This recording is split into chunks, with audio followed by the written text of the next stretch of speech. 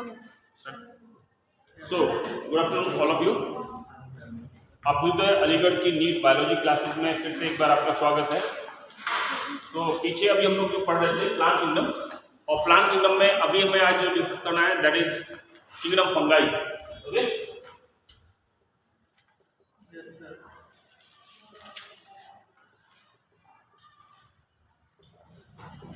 अब क्या है कि हमें थोड़ा सा उस पर्पज से बोर्ड यूज कम करना पड़ेगा, ठीक है ना। और बोर्ड कम यूज करेंगे तो वर्बली आप थोड़ा ध्यान दीजिएगा, ठीक है ना, क्योंकि चीज़ों को अगर यहाँ लिखते हैं तो उसमें टाइम थोड़ा सा ज़्यादा लग जाता है। ओके, मैं वर्बली बोलूँगा, आप लोग उस वीडियो को देख करके थोड़ा पॉज करके जैसे भी आपको हो पाए आप उसको थोड़ा सा नोट करते रहिए, ठीक। यहाँ पर कुछ नाम है महत्वपूर्ण, कई बार समझ लीजिएगा। जो फंगस है it develop from the Latin word that is mykes. Mykes से बना आपका, ओके चलो कोई दिक्कत नहीं। माइकस से बना क्या? माइकोस, यस। और माइकोस का मतलब होता है मशरूम, क्लियर है ना, मतलब फंगस, ठीक है। इसके बाद में कुछ नाम है साइंटिस्ट के जो जरूरी है, थोड़ा सा याद रखना। और बाकी आपको बेसिकली आप समझ रहे हैं that is the mycology, yes. इसके लिए एक नया नाम और है that is called as the mycetology, yes. It is about the study of the fungus, obviously clear है आपको, ठीक। आगे यहाँ पर आप नाम रखिएगा यार थोड़े से, दैट इज मिशेली, जो भी नाम है इसका, एक याद रखिएगा नाम, और क्या नाम है उसका, एडी बेरी, एडी बेरी। फिर नाम याद रखिएगा एक professor E J Butler, okay. Then ये तीन नाम है, फटाफट नोट करें। Micheli is known as father और फाउंडर, फादर या founder of mycology, yes, okay. यहां लिख सकते हैं एडी बेरी। एडी बेरी को बोलते हैं father of modern microbiology, modern mycology, clear है ना। यहां इनको मानते हैं father of mycology in India, mycology in India, okay. India origin से कुछ वर्कर्स हैं, उनके नाम याद रख लीजिए, बीच बीच में उसका कंट्रीब्यूशन आता रहेगा, दो बार रिपीट नहीं करना। जैसे आप लेके चले प्रोफेसर टी एस, प्रोफेसर नहीं लगा रहे हैं, आप लगा लेना टी एस सदाशिवन। इसके अलावा सी we Subramaniam,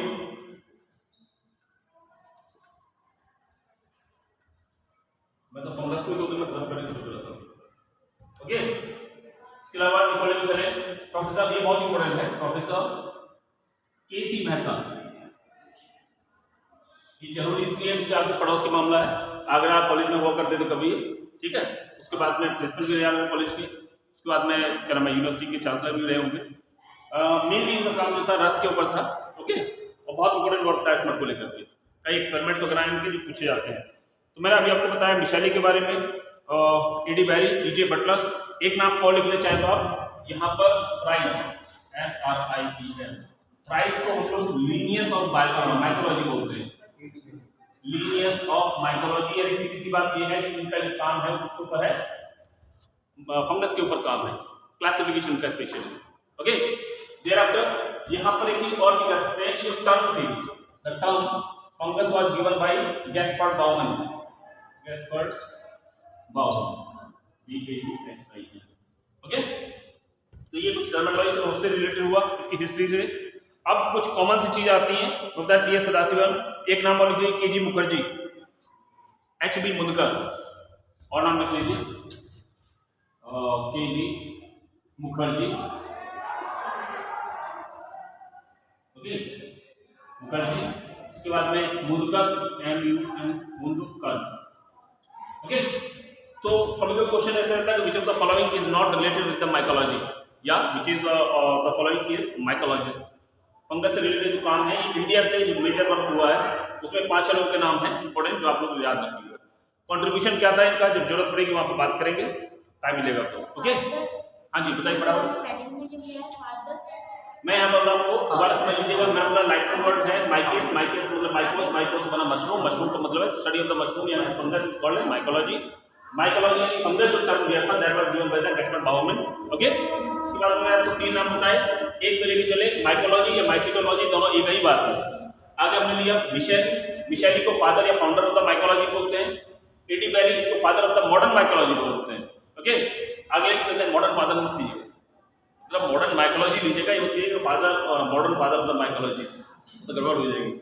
any how E J Butler को लेके चले, बहुत special, it is he is known as the father of mycology in India. ठीक है, बाकी सोचिए बटलर वगैरह कुछ नहीं थे, साइंटिस्ट थे। बाकी इंडियन ओरिजिन से T S Sadasivan, C B Subramaniam, professor K C Mehta और K G Mukherjee and H P Madhukar, तो इन लोग का प्रोमिनेंट काम है इंडिया में जो फंगस के ऊपर किया हुआ है। अब फटाफट लेके चलते हैं इसकी हैबिट से रिलेटेड। हैबिट का मतलब सीधी सी बात है, आपको इतना तो मालूम ही है कि मशरूम है तो heterotrophic mode of the nutrition show करेगा। हेटेरोट्रॉफिक मतलब ये कि किसी और के ऊपर अपना खाना वाना के चक्कर में रहेगा। अब या तो पैरासाइट होगा या फिर क्या होगा, सैप्रोफाइट होगा, ऐसे है ना। ओके, तो डिपेंडिंग अपॉन द नेचर। अब मोस्टली हम लोग जो बात करेंगे पैरासिटिक, तो सीधी सी बात है कि होस्ट होगा, किसी होस्ट के ऊपर या तो बाहर होगा उसके पैरासाइट, एक्टोपैरासाइट होगा या उसके अंदर की तरफ होगा, ऐसे है ना। एंडोपैरासाइट होगा, एंडोपैरासाइट की बात करें या तो इंट्रासेलुलर होगा या फिर इंटरसेलुलर होगा, सेल्स के बीच बीच में माइसीलियम चल रहा होगा या सेल को फाड़ करके अंदर होकर के जाएगा। ओके, वापस आइए, यहाँ नॉर्मली मैंने बात करती है सैप्रोफिटिक के बारे में। तो जो सैप्रोफिटिक नेचर के जो फंगस हैं उनके बारे में बात करेंगे, तो इनकी हैबिट के बेस पर किस चीज के ऊपर ये ग्रो कर रहे हैं। ओके, तो यहाँ कुछ टर्म्स आती हैं, फटाफट लेते जाइए। सबसे पहले लेके चलते हैं इपीजाइलस। इपीजाइलस, इपीजाइलस का मतलब जाइलो का मतलब होता है गुड़, लकड़ी। ओके, तो अगर ये गुड़ के ऊपर अगर ग्रो कर रहा है तो that is called as the epixylous condition, growing over the wood. अब यहाँ पर एक चीज और भी आती है बात के ऊपर, इसे आप कह सकते हैं एग्जांपल याद रखिए, पूछा गया है Polyporus. Polyporus is the example of it. अब इसके बाद लेके चले हम लोग इपीजाइलस के बाद में एक और आता है कि हम लोग यहाँ लेंगे, यस, एक आता है कॉप्रोफिलस। जहां भी कॉप्रो टर्म आती है तो उसका मतलब जो होता है वेस्ट से होती है, आप चाहे उसको डंग मान लीजिएगा, चाहे ह्यूमन एक्सक्रीटर मान लीजिए, कुछ भी माने। तो कॉप्रोफिलस, तो कॉप्रोफिलस यानी कॉपर, गोबर को डंग करता हो, यस, तो कौन हो जाएगा कॉप्रोफिलस, यानी कि depending upon the faecal matter, इसके ऊपर ग्रो करेगा तो ये कॉप्रोफिलस हो गया। ऐसे करके हमने बात किया इपीजाइलस। एक और आता है आपका जाइलोफिलस, याद रखिए दोनों टर्म जैसी हैं, मैं बता रहा हूं यहाँ पर, इट इज जाइलोफिलस। जाइलोफिलस का मतलब ये हुआ कि ये इसके बाल के ऊपर ग्रो कर रहा है, ओवर, यस। और जो वुड है, मेरे पास स्टेम को हम दो पार्ट में डिवाइड कर लेते हैं। एक तो हुआ यहाँ ऊपर की तरफ जहाँ कॉर्टेक्स वाला है, छाल वगैरह के ऊपर उसकी ग्रो कर रहा है, तो दूसरा लकड़ी के ऊपर ग्रो कर रहा है तो हम लोग उसको जाइलोफिलस बोलेंगे। ठीक है, चलिए आगे लेके चलते हैं। एक और टर्म आती है इसके आगे, दैट इज द कैरेटिनोफिलस। नाम से क्लियर होगा आपको, कैरेटिनोफिलस, कैरेटीन, कैरेटीन कहाँ होती है, हाँ, जो भी एक्सोस्केलेटन है, नॉट ओनली द बाल, that include the nails, hoof, seeing, horn वगैरह जो भी होते हैं सबके ऊपर अगर ये ग्रो कर रहा है तो that is called the keratinophilous nature. Okay, there after next one is osmophilous. Osmo जो आता है term, it is the osmophilous. Osmo का मतलब हुआ शुगर सॉल्यूशन। अगर शुगर सॉल्यूशन के ऊपर कोई चीज ग्रो कर जाती है जिसको ऑस्मोफिलस बोलते हैं। एग्जांपल, बड़ा बेस्ट एग्जांपल है आपका कौन सा है, सैक्रोमाइसिस, इसको हम लोग ईस्ट बोलते हैं, खमीर। ओके, शुगर सॉल्यूशन के ऊपर ग्रो करेगा। इसके अलावा इंपोर्टेंट में हम लोग लेके चले, एक आता है एक्वाटिक एक्वाटिक फंगस के बारे में हम लोग बात करेंगे, यानी पानी के अंदर। सीधी सी बात है, चीज सड़ रही है तो जमीन के ऊपर तो सड़ेगी, लेकिन क्या पानी के अंदर नहीं होगा क्या, वहां भी डिकम्पोजर बहुत जरूरी है। तो वहां जो होंगे एक्वाटिक फंगाई होंगे, और aquatic fungi belongs to the major group of the fungi, that is the phycomycetes. ठीक है ना, फाइकोमाइसीटीज, फाइको मतलब एल्गी, माइसीटी मतलब फंगस, ऐसे फंगस जो एल्गी की तरह से ग्रो करते हो यानी पानी के अंदर ग्रो करते हो, these are the aquatic fungi. Okay, ठीक है, बाद में इसको अलग से डिवाइड कर देते हैं माइसीटी जो क्या नाम है जाइगोमाइसीटीज में, छोड़िएगा। आगे लेके चलते हैं। अगर हम लोग बात करेंगे इसकी सेल नेचर के बारे में, थोड़ा सा स्पीड बढ़ा लीजिएगा क्योंकि जो 2 दिन का कंटेंट है कोशिश करेंगे आज में खत्म करना, क्योंकि अब फरमान आ चुका है, हमें उसी के साथ चलना पड़ेगा। Okay, so now we talk about the cell nature. ठीक है, सेल नेचर को लेकर के हम लोग चले तो आप बात करेंगे सेल कैसे हो सकती है, फंगस प्रोकैरियोटिक नेचर के हो सकते हैं, मालूम है आपको? वैसे नॉर्मली को फंगस नहीं मानते आजकल, बताया मैंने आपको एक ग्रुप था बैक्टीरिया था, दैट वाज द एक्टिनोमाइसीटीज था। यस, दूसरा इसको हम लोग दो में डिवाइड कर देते हैं, एक तो आता है मिक्सोमाइसीटीज जिसमें हम लोग प्रोटिस्टल को लेकर के चलते हैं, इसके अंदर हम लोग स्लाइम मोड्स को लेकर के चलेंगे ना, पढ़े हम लोग स्लाइम मोड्स, या हम लोग बात करें स्लाइम मोड्स या फिर हम लोग बात करें प्लाज्मोडियल नेचर के जो होते हैं, प्लाज्मोडियल नेचर। ओके, तो ये मिक्सोमाइसीटीज में लेकर के चलेंगे, ठीक है। अच्छा, दूसरी तरफ अब आपका आता है यूमाइसीटीज। यूमाइसीटीज जिसके लिए हम लोग कहेंगे these are the most advance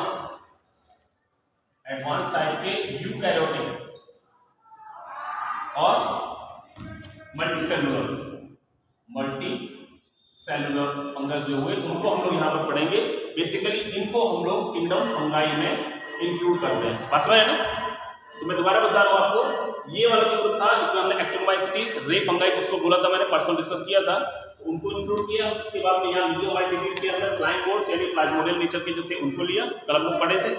तीसरा ये वाला जो ग्रुप है आपका यूमाइसीटीज, यूमाइसीटीज के अंदर ह्यूमन एडवांस, मालूम है आपको यू एडवांस फंगस है, इनको हम लोग इसमें इंक्लूड किए। बट यहाँ ध्यान देने की जरूरत ये है कि यूकैरियोटिक नेचर के तो हैं डेफिनेटली, लेकिन मल्टी सेलुलर हैं, इसीलिए हमने कहा रखा किंगडम फंगाई में रखा। So can you tell me the name of any fungus which is unicellular in nature, and that is yeast. Okay, yeast is the only fungus, और नॉर्मली कोई एग्जांपल ऐसा खास नहीं है जिसको कोई लोग आप रिपीट कर सकें। तो याद रखिए ईस्ट जो है वो प्रोटिस्टा में ले जाएगा अगर जरूरत पड़ेगी तो, अदरवाइज बाकी सबको हम लोग कहा के किंगडम फंगाई में रखेंगे। यस, अच्छा, अब यही अगर हम लेकर चले इस ग्रुप को जो है पर्टिकुलरली आप लोगों ने चार में डिवाइड कर दिया। इट इज फाइकोमाइसीटीज, बताया था अभी आपको, इसी सीक्वेंस में याद रखिएगा। दूसरा जिसको हम लोग कहते हैं एस्कोमाइसीटीज, तीसरा जिसको हम लोग बात करेंगे बैसिडियोमाइसीटीज, और चौथा जो होता है that is called as the deuteromycetes, deuteromycetes. अब यहाँ एक बार ध्यान दीजिए, मैंने अभी बताया था यूमाइसीटीज में जो आएंगे हम लोग advance type of the fungus को लेकर चलेंगे, ऐसे ही है ना। अब यहाँ अगर हम बात करते हैं basidiomycetes, these are the most advance group of the fungus. Is that clear? Okay, चलिए आगे चलते हैं। ड्यूटेरोमाइसीटीज जो होते हैं, अच्छा याद रखना, फाइकोमाइसीटीज को मैंने अभी आपको बताया था, इन्हें हम क्या बोलते हैं, एल्गल फंगाई बोलते हैं, यानी एक्वाटिक नेचर के हैं मोस्टली, ठीक है ना। एक्वाटिक जैसे कि आपका न्यूरोस्पोरा है, सैप्रोलेग्निया है, ये सब इसी के अंदर इंक्लूड करेंगे। बाकी कुछ ऐसे भी होंगे जो सेमी एक्वाटिक कंडीशन में होंगे, जैसे राइजोपस ब्यूकर, ओके, वो भी सब इसी के अंदर आएंगे। मैं आपको यहाँ पे एग्जांपल देता हूँ, जैसे कि मैं अभी आपको बताया था, इट इज द सैप्रोलेग्निया एल्बिगो। इसके अलावा बहुत इंपॉर्टेंट ये आता है आपका जो आपके कोर्स में है भी, इट इज द राइजोपस, जिसको आपको डिटेल में पढ़ना चाहिए। यस, और जहां भी राइजोपस आ गया इसका भाई और उसके साथ चलता है, that is the Mucor.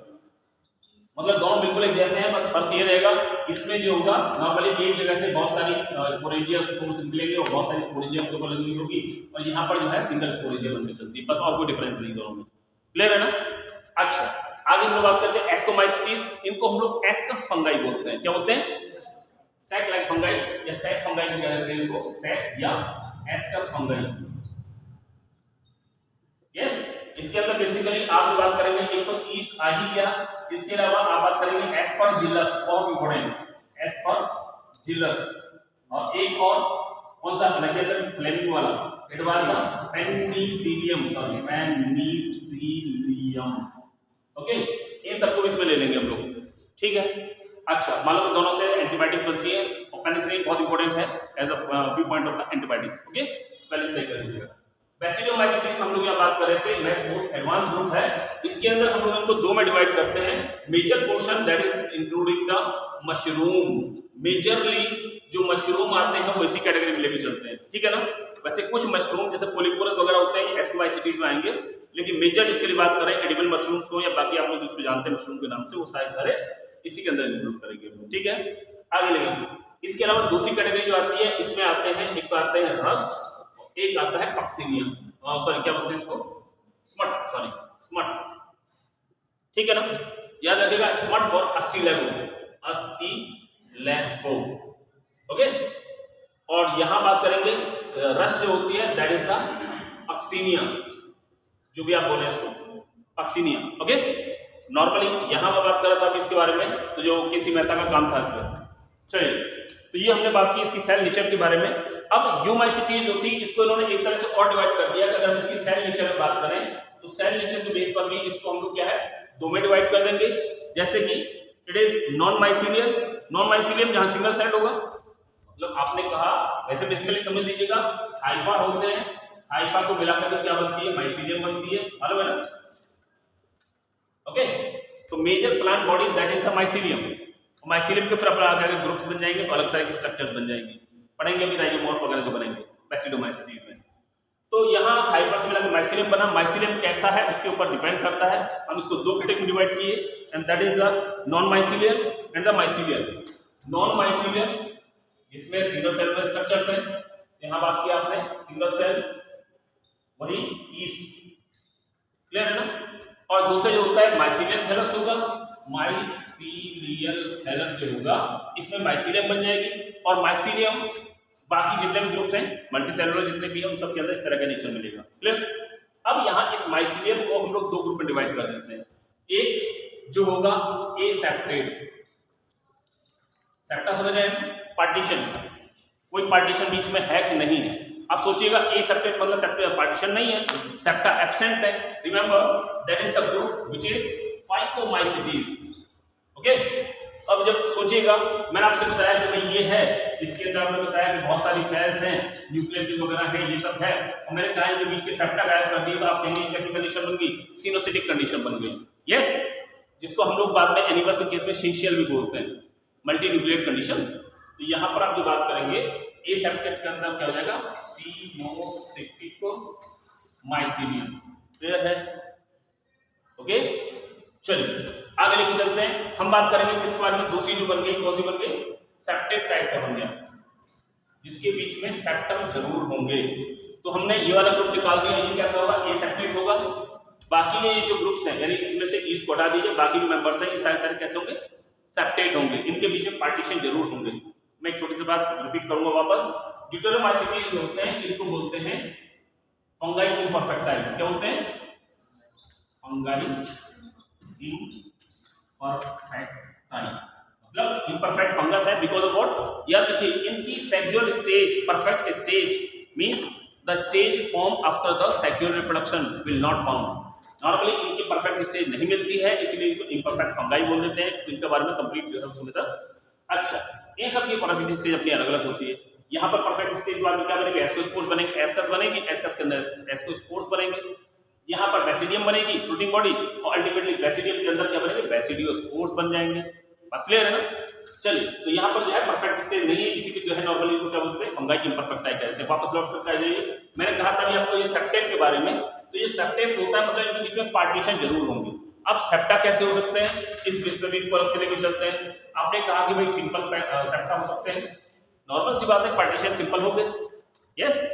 Otherwise कैसे होता है, ये मे भी क्या बोलते हैं इसके लिए, पोर्स होंगे इनके बीच में, सेप्टा के बीच में भी छेद होगा, जैसे कि हम लोग पढ़े थे नॉर्मली प्लांट सेल के अंदर प्लाज्मोडेस्माटा बन जाते हैं, सेल टू सेल कनेक्शन, जिससे कि एक सेल का मटेरियल दूसरी सेल में ट्रांसफर हो पाए। अच्छा, तो यहाँ मैंने बताया जो पोर्स बनेंगे, अब ये सिंपल पोर हो सकते हैं या एक स्पेशल पूछा जाता है that is called as the dolipore septum, dolipore septum, okay. यहाँ क्या रहेगा कि जैसे नॉर्मल सेप्टम को आपने बताया कि इस तरह से, चलो ये है, ये कोई नॉर्मल सेप्टम रहा होगा इसके बीच में, यस। डॉलीपोर सेप्टम जो बनेगा कहाँ पर स्पेशली, याद रखिए पूछा जाता है इन द बेसिडियोमाइसीटीज, बेसिडियोमाइसीटीज, क्लियर है, ओके। तो बेसिडियोमाइसीटीज में जो बनता है, यहाँ क्या होगा नॉर्मली, इसमें ये इस तरह की कंडीशन बन जाती है, ठीक है ना। इस सारे प्लाज्मा मेम्ब्रेन की आउटवर्क्स हैं, तो खास बात नहीं है, क्लियर। तो these are called as the dolipore septum, ठीक है। किसमें मिलेगा, बेसिडियोमाइसीटीज में मिलेगा, यानी कि मशरूम या फिर आपकी रस्ट या स्मट वगैरह जो होती है इनमें मिलेगा किसी में। वापस लौट के आते हैं, आपने बताया कि डॉलीपोर सेप्टम के ऊपर कभी कभी यहाँ स्पेशल आउटवर्क स्ट्रक्चर बन जाती है, cap like structure, and these are called as parenthosome, parenthosome. Sorry, okay. तो यहां तक हम लोग बात किए about the cell nature. Okay, अब सेल के अंदर क्या होगा क्या नहीं होगा आप ऑब्वियसली जान ही रहे हैं कि यूकैरियोटिक सेल है तो यूकैरियोटिक स्ट्रक्चर सारी होंगी except that of the chloroplast, नहीं होगा। बाकी कुछ एनिमल लाइक कैरेक्टर्स होंगे, जैसे कि आपने कहा कि भाई इसके अंदर जो लाइसोसोम होते हैं ज्यादा होंगे, नॉर्मली प्लांट सेल में कम होंगे। क्यों होंगे, सोचने वाली बात है। Because of what, the lysosome having the hydrolytic enzymes, digestive enzymes, और लाइसोसोम जो है डाइजेस्टिव एंजाइम निकलेंगे। सोचो आप खाना खा रहे हैं, फोलोजेनिक मोड ऑफ द न्यूट्रिशन है, आपने लिया, कब कर लिया, चबाया पकाया, अंदर उसको डाइजेस्ट कर रहे हैं। आपके जो डाइजेस्टिव जूस है कहाँ असर कर रहे हैं उसके ऊपर, बॉडी के अंदर, ऐसी तो है। यानी एनिमल्स में नॉर्मली क्या होता है, फूड को इनगल्फ करते हैं और बाद में उसका डाइजेशन का प्रोसेस होगा। Digestion simply means with the help of the chemicals just like the digestive juices and the enzymes we dissolve the food material. ऐसे ही है ना, मक्खी क्या करती है, सबसे पहले उसके ऊपर सलाइवा डाल देगी बाहर, वो डिसॉल्व हो जाएगा, फिर उसके बाद में उसको सक करेगी। ऐसी तो है ना, लगभग उसी के जैसे मिलते जुलते ये हैं। ये भी क्या करते हैं, अपने बॉडी से कुछ केमिकल्स निकालते हैं, वो केमिकल्स जो भी अपना मटेरियल पड़ा हुआ है उसको गलाएंगे, सड़ाएंगे। जैसे लकड़ी पड़ी हुई है, आपकी ब्रेड पड़ी हुई है, ओके, डबल रोटी, मॉइस्चर मिला, आप फंगस ग्रो किया, फंगस ने क्या किया, अपने आसपास कुछ ना कुछ एंजाइम्स निकाले, ठीक है ना। अब डाइजेस्टिव एंजाइम्स चाहिए चीज को डिसॉल्व करने के लिए, तो कहाँ से मिलेंगे, लाइसोसोम से तो बनेंगे। Obviously lysosome will be more in number, special बात रहा। दूसरी इंपॉर्टेंट बात जो लेके चलेंगे यहाँ पर, जो गोल्जी बॉडी होती है स्पेशल होती है, इसमें होता है यूनिसिस्टर्नल गोल्जी बॉडी। यानी गोल्जी बॉडी के आपने पढ़े ना, 3 तरह की स्ट्रक्चर्स होती हैं, सिस्टर्नी है, वेसिकल्स हैं और एक होती है ट्यूबुल्स होती है ना। तो नॉर्मली इसमें क्या है, एक सिंगल सिस्टर्नी की क्या होगी, गोल्जी बॉडी होगी, जिसको बोलते हैं unicisternal Golgi body. That's clear, okay. अब मेजर चीज आती है इसकी सेल वॉल। सेल वॉल की बहुत ज्यादा वेरिएशंस मिलती हैं अलग अलग ग्रुप्स में। हमें इतना डिटेल नहीं पढ़ना क्योंकि नॉर्मली पूछा भी नहीं जाता है, हम कॉमनली जानेंगे। हटा दो इसको, चलिए टाइम बताते रहना, आज का जो भी है उसको हम लोग उसी टाइम से खत्म कर देंगे। वापस आते हैं डॉक्टर के। So I was talking about the cell wall. कैसा है सेल वॉल? सेल वॉल जो है बेसिकली आपको मालूम है प्लांट्स यानी कि प्लांट ग्रुप जो है उसका कैरेक्टरिस्टिक फीचर है, इसीलिए कभी इसको उठा करके फंगस को प्लांट्स में भी रख दिया था किसी ने, बाद में अलग अलग जगह बदलते नहीं, विटेकर ने उठा करके किंगडम बना दिया अलग से इसका फंगाई का। यहाँ सेल वॉल की जो नेचर है, क्योंकि याद रखिएगा आप विटेकर का सिस्टम पढ़िएगा, उसमें सेल वॉल की नेचर के बेस पर इसको डिवाइड किया हुआ है। 5 ग्रुप होता है, 5 कैरेक्टर्स। विटेकर का जो एनसीईआरटी में सिस्टम दिया हुआ है, उस सिस्टम के अकॉर्डिंग आपको जो टेबल बनी हुई थी उसमें हम लोग एक कैरेक्टर ये भी लिए थे कि सेल वॉल का होगी कि नहीं होगी, अगर होगी तो उसकी नेचर नॉर्मली क्या होगी। यस, आप बात करते हैं कि प्लांट्स केस में cell wall is made up of cellulose, ऐसे होता है ना, होता है। लेकिन यहाँ पर ये जो है प्योर सेल्यूलोज नहीं होगा, ये स्पेशल टाइप का फंगल सेल्यूलोज होगा, जिसको आप नॉर्मल में काइटिन भी बोल देते हैं, ऐसे है ना, ओके। ये एनिमल्स में काइटिन, ये सुना है ना, काइटिन जो है it is the polysaccharide like cellulose, cellulose के जैसा ही है, लेकिन थोड़ा सा डिफरेंस होगा कि इसमें ग्लूकोज के पॉलीपेप्टाइड होंगे, और सॉरी पॉलीपेप्टाइड पॉलीमर्स होंगे, और इसके साथ में क्या होगा, इसमें बीच में अमीनो ग्रुप्स भी होंगे। यस, आप ऐसा कह सकते हैं यहां पर इसमें एन एसिटाइल ग्लूकोसामीन, NAG जानते हैं ना, N acetyl glucosamine that will be found here, okay. चलिए ये खास बात नहीं, इससे ज्यादा मतलब याद रखिएगा, फंगल की जो सेल वॉल है that is made up of fungal cellulose. या काइटिन के बारे में बात करें, काइटिन बेसिकली क्या है, it is the polysaccharide of the cellulose, okay. अब इसके अलावा हम लोग बात करें, बेसिकली इसमें क्या है कि पॉलीमर्स ऑफ द ग्लूकोज होते हैं, जिसके बीच बीच में क्या अमीनो ग्रुप्स मिलते हैं, ओके। और इसमें साथ में जो मिलेगा that is the N acetyl glucosamine, ठीक है। चलिए आगे लेके चलते हैं। बाकी तो मैं तो आपको बताने वाला था कि बहुत सारे ग्रुप्स में अलग अलग तरह की क्या होती है सेल वॉल के नेचर होती है, किसी में मैनोज मिलेगा, किसी में कुछ और तरह के पिगमेंट्स मिलेंगे, वो क्या नाम है, कार्बोहाइड्रेट्स मिलेंगे।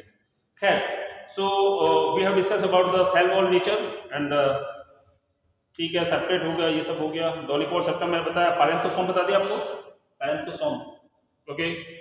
इसके बाद में फटाफट लेके चलते हैं इसकी लाइफ साइकिल। बेसिकली जो फंगस की लाइफ साइकिल है like the other plants, 2 part में डिवाइड होगी, एक तो वेजिटेटिव फेज और एक होती है रिप्रोडक्टिव फेज, ठीक है। वेजिटेटिव फेज को हम लोग सोमेटिक फेज भी बोल देते हैं, सिंपल सी बात है, खाएगा पिएगा, अपना जो है वॉल्यूम बढ़ाएगा, नंबर बढ़ाएगा, माइसीलियल ग्रोथ बढ़ाएगा, क्लियर। बाकी जो रिप्रोडक्टिव स्टेज आएगी उसमें क्या होगा, इसकी फ्रूटिंग बॉडीज बनेंगी, और फ्रूटिंग बॉडीज में मैंने आपको बताया था अलग अलग ग्रुप में अलग अलग तरह की फ्रूटिंग बॉडीज बनकर चलती है। ठीक है, अब इसके बेस पर भी on the basis of the fruiting body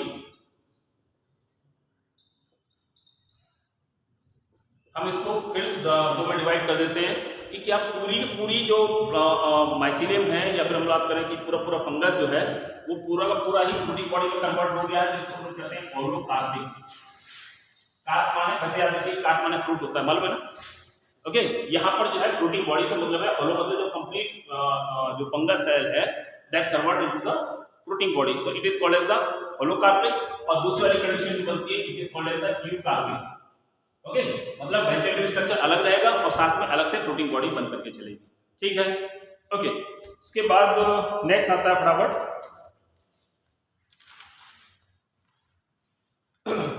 yes अभी हम लोग अगर बात करें थैलस के बारे में,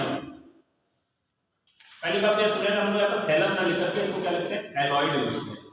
थैलॉइड मतलब उसके जैसी मिलती जुलती स्ट्रक्चर है, लेकिन क्लियर कट थैलस नहीं है, because what the cellular differentiation या टिश्यू लेवल का जो डिफरेंशिएशन है वो इसके अंदर नॉर्मली नहीं मिलता। बात क्लियर है।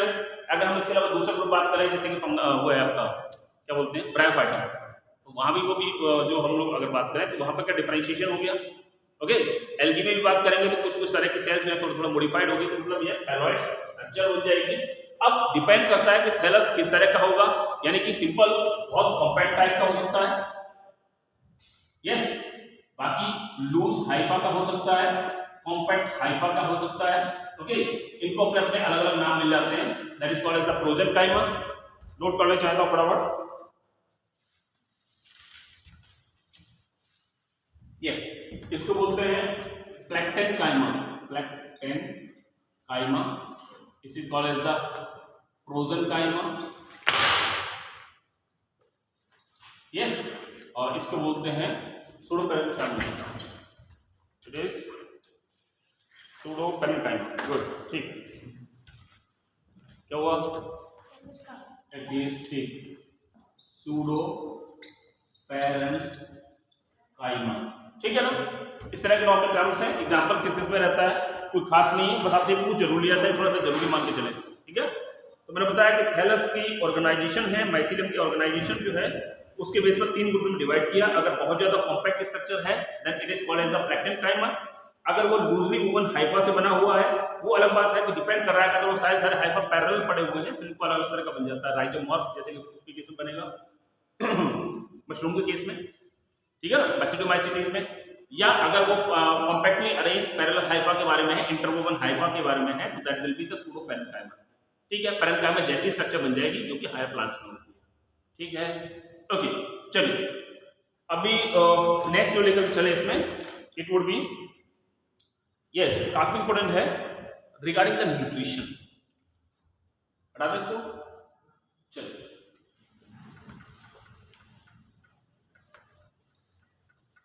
वैसे हालांकि तो काफी लोगों का, कितने लोगों का रजिस्टर्ड है नीट तो, कितने लोग रजिस्टर्ड है? मैं अपनी तरफ से एक छोटा सा सजेशन देना चाहूंगा, वो आपकी मर्जी है। आपको कुछ टॉपिक्स ऐसे होंगे जो बहुत ज्यादा डिफिकल्ट लगते होंगे, बस समझिए, ओके, और कुछ ऐसे हैं जिन्हें आपको लग रहा है कि सर ये तो लगभग हम लोग कर लेंगे। ठीक है, तो आप रिक्वेस्ट ये कर सकते हैं कि जो टॉपिक्स का वेटेज है उसके हिसाब से थोड़ा सा उसको अरेंज कर दें, बस है ना ये चीज है। चलिए हम लोग यहाँ बात कर रहे थे इसके बारे में, न्यूट्रिशन के बारे में, ऐसे है ना।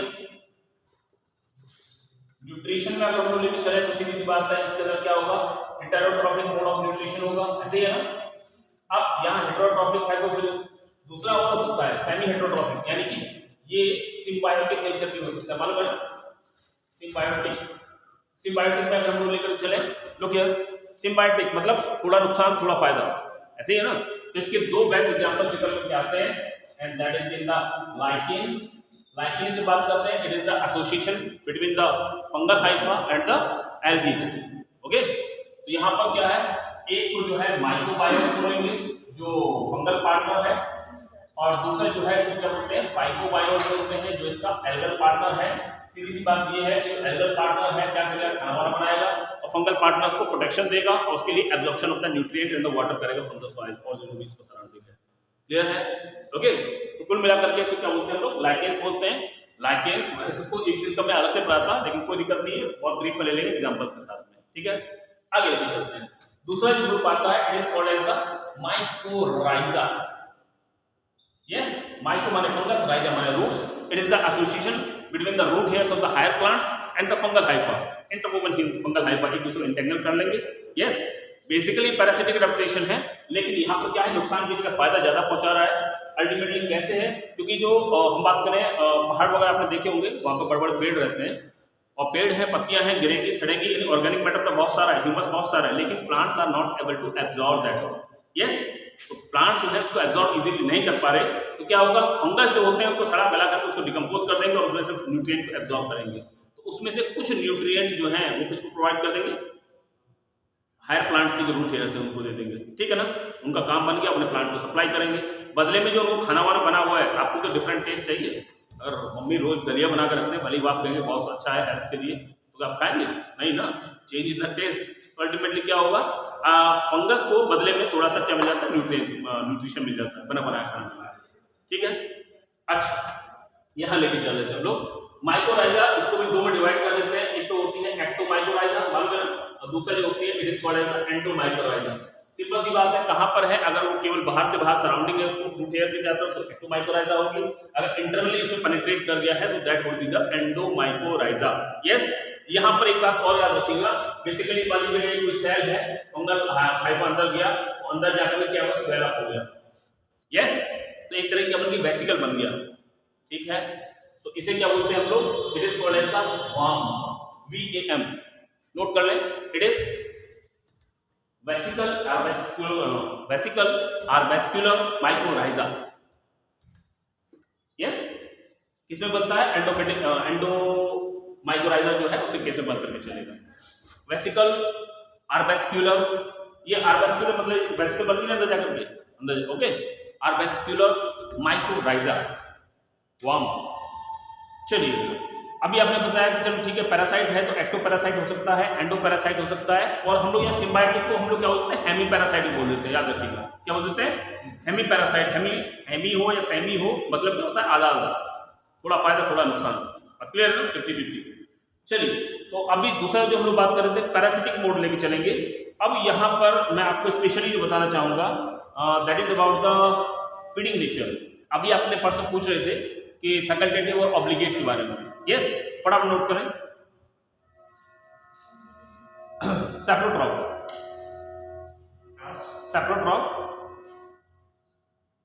तो इसमें पहले लिख चले ऑब्लिगेट सैप्रोट्रॉफ।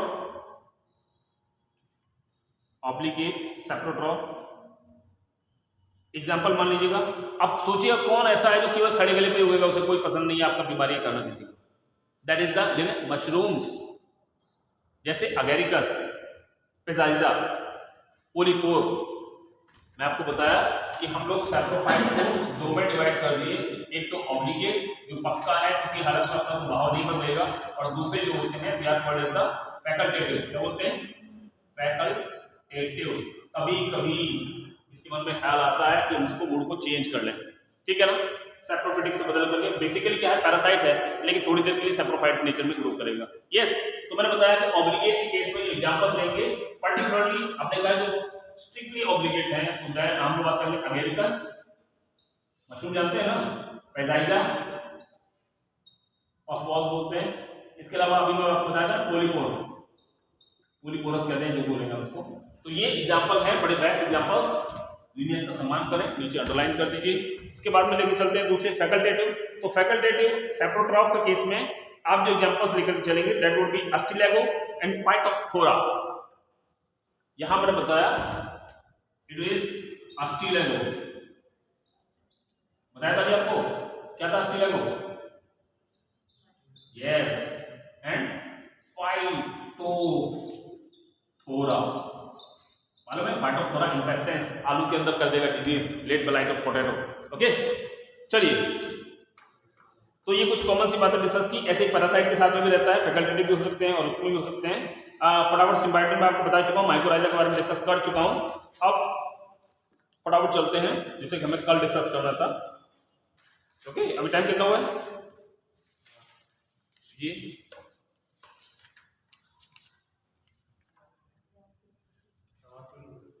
अभी 3:15 हुए ना, कोई दिक्कत नहीं, हो जाएगा कल वाला काम भी आज। क्या करें, खत्म करना है इसको जल्दी से।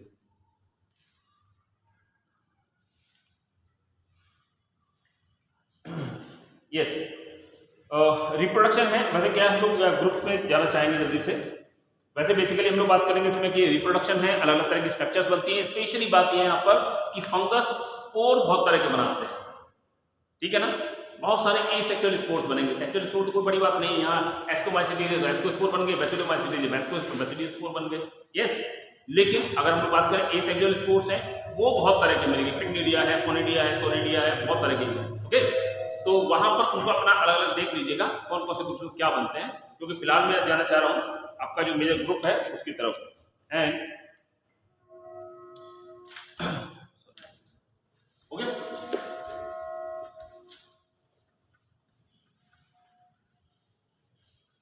चलिए एक छोटा, अब छोटे छोटे पॉइंट्स हैं, उनको फटाफट नोट कर लीजिए जिनके ऊपर क्वेश्चन बनते हैं। एक आपका आता है हेटेरोथैलिज्म। क्या हो रहा है? हेटेरोथैलिज्म, नाम से क्लियर हो रहा है। हेटेरो माने डिफरेंट टाइप के, थैलस बन गए। नॉर्मली जो एल्गी फंगस होते हैं वो होमोथैलिक होते हैं। फंगस एल्गी भी ऐसे होते हैं, पता ही लगेगा कौन सा मेल है कौन सा फीमेल है। ओके, अगर दोनों के अंदर यानी आइसोगेमस जहां पर वो होगा reproduction, sexual reproduction isogamous type का होगा। दूसरा बात की उन्होंने हेटेरोथैलिज्म, यानी कि जो फंगल के जो हाइफा होते हैं अलग अलग थैलस से बनकर के चले, उनका बिहेवियर अलग अलग तरह का होगा। यस, इसी फिनोमेना को क्या बोलते हैं? हेटेरोथैलिज्म का है। याद रखिएगा, इट वाज डिस्कवर्ड बाय, पूछा जाता है, इट इज ब्लैक-कैस्ली,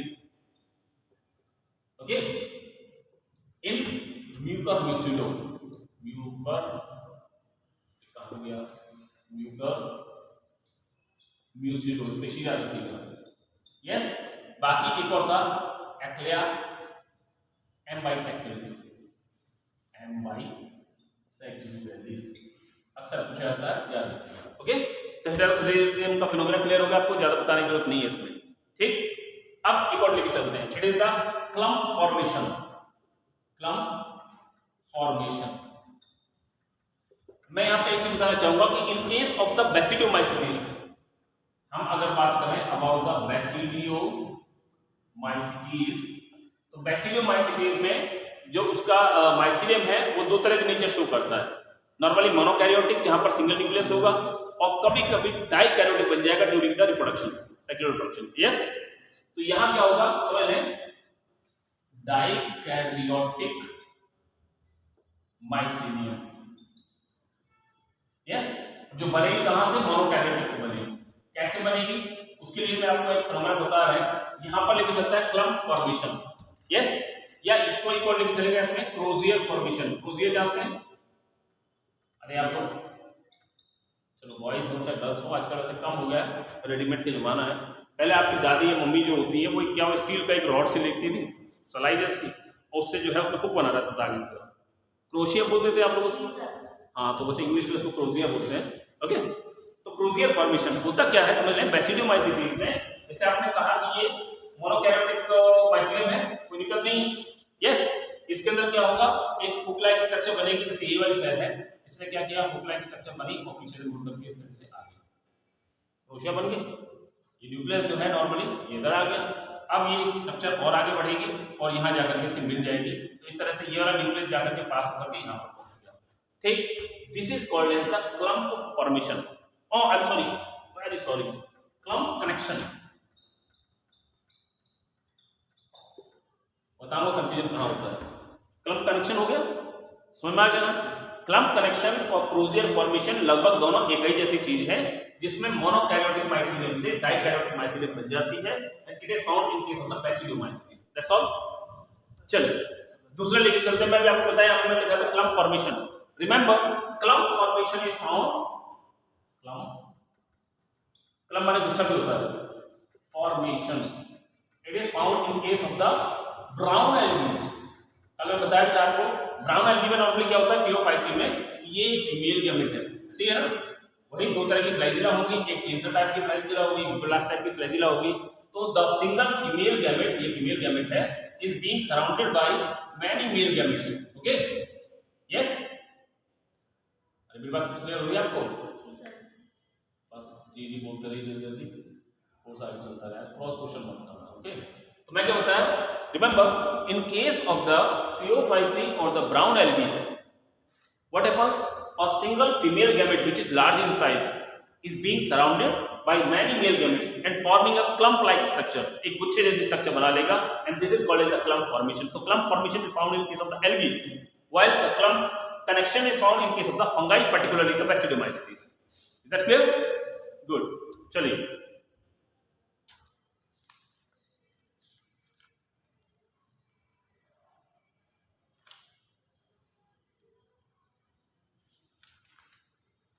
हेटेरोथैलिज्म हो गया, कलम कनेक्शन हो गया।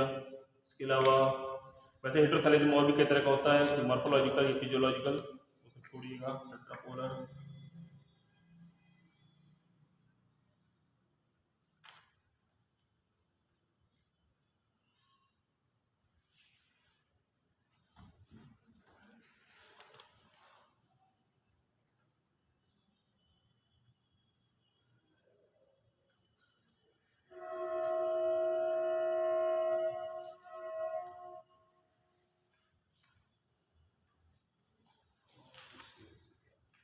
चलिए चले आगे।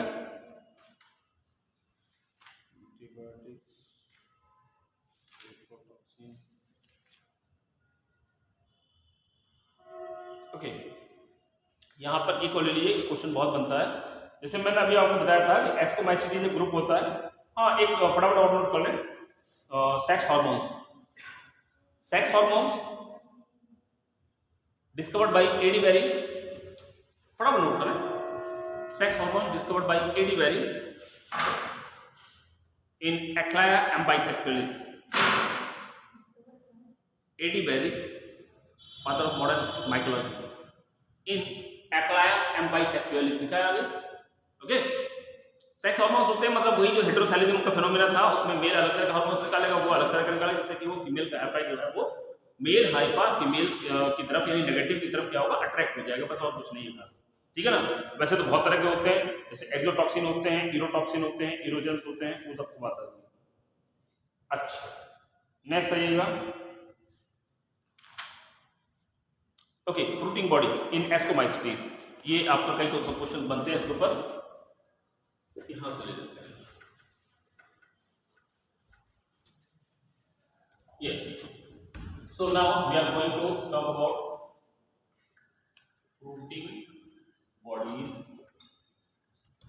in ascomycetes. Yes, fruiting bodies normally है, डिपेंड कर रहा है। तो वैसे तो आप याद रखिएगा, यहाँ पर जो स्पोरेंजिया होती है एक तरह की, उसको क्या बोलते हैं, एस्कस बोलते हैं। क्या बोलते हैं, एस्कस बोलते हैं। इसमें रिडक्शन डिवीजन होगा, उससे क्या बन जाएंगे, एस्कोस्पोर्स बन जाएंगे। ठीक है ना। तो अब ये एस्कस का फॉर्मेशन कहाँ होगा थैलस में, उसके बेस पर इनको तीन में डिवाइड कर सकते हैं। ठीक है ना। And these groups are Clistothecium, Perithecium and Apothecium। इसी सीक्वेंस में याद करिए जैसे मैं बता रहा हूं आपको। ठीक है, it is Clistothecium, Perithecium and Apothecium। Yes, अब Clistothecium, क्लिस्टो का मतलब होता है क्लोज्ड। यस, अगर फ्रूटिंग बॉडी एकदम क्लोज्ड है और यहाँ इसके अंदर जो है नॉर्मली एस्कोस्पोर्स वगैरह बन रहा है, so that is called the cleistothecium, बिल्कुल कॉम्पैक्टली अरेंज है।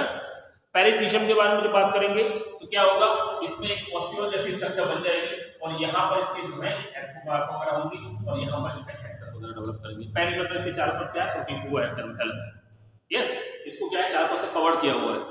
और यहाँ एपोथीशियम के बारे में बात कर रहे थे, तो यहाँ पर ये जो है थैलस अलग होगा और इसके ऊपर जो है क्या बनेंगे, एस्कस वगैरह बनेंगे, वहीं के अंदर क्या बन जाएंगे, एस्कोस्पोर्स बन जाएंगे। यस, नाम से क्लियर हो रहा होगा। पेरी क्लिस्टो माने क्लोज एकदम, पेरी मींस जिसके चारों तरफ थैलस हो, बाकी इसमें बनेंगे स्ट्रक्चर्स। और नॉर्मली यहाँ पर बात की एपोथीशियम अप माने के ऊपर, इसके पूरा थैलस जो है इसके ऊपर जो है डेवलप हो जाएंगे। ठीक है, ओके। इस तरह के तीन है एग्जांपल्स, अगर हम लोग यहाँ नहीं लेके चल रहे हैं और चाहे तो एग्जांपल फटाफट लिख दीजिएगा। इसका जो एग्जांपल है, इसमें आता है आपका एस्परजिलस। ओके, पेरिथीशियम जो है इसमें आप एग्जांपल से ले लीजिएगा, that is the Claviceps purpurea. LSD का नाम सुना है, क्लेविसेप्स। ओके, और एपोथीशियम वाला जो एग्जांपल हुआ यहाँ पर आएगा पेनिसिलिन, नहीं वो क्या नाम है, पेजाइजा या एस्कोबोलस। एग्जांपल आएगा दैट इज द पेजाइजा एंड एस्कोबोलस। ये सब जो है, ये जो एग्जांपल मैं लिख रहा हूं ये नॉर्मली पूछे गए, अदरवाइज इससे ज्यादा भी ज्यादा चक्कर में नहीं पड़ता। ठीक है, okay. So about the floating body. चलिए आगे लेके चलते हैं। तो अभी मैं आपको बताया था कि आपका जो किंगडम फंगाई है इसको हमने डिवाइड किया होता 4 यू क्या मतलब यू माइकोटा को हमने डिवाइड किए थे फाइकोमाइसिटीज, एस्कोमाइसिटीज, बेसिडियोमाइसिटीज और ड्यूटेरोमाइसिटीज में है। अब ड्यूटेरोमाइसिटीज जो है फंगाई इम्परफेक्टाइल हो गई, कोई चीज नहीं है, सेपरेट होते हैं। और यस इसमें नेक्स्ट लेके चलते हैं क्लासिफिकेशन। क्लासिफिकेशन में आप याद रखें एक तो आता है उसका एलेक्ट्रोपोलस एंड निम्स, फटाफट लिख लें जो क्लासिफिकेशन आपको फॉलो अप होता है।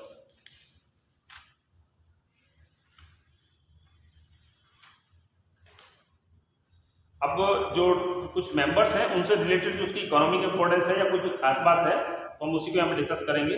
ठीक है, फटाफट आप उसको देखते जाइए।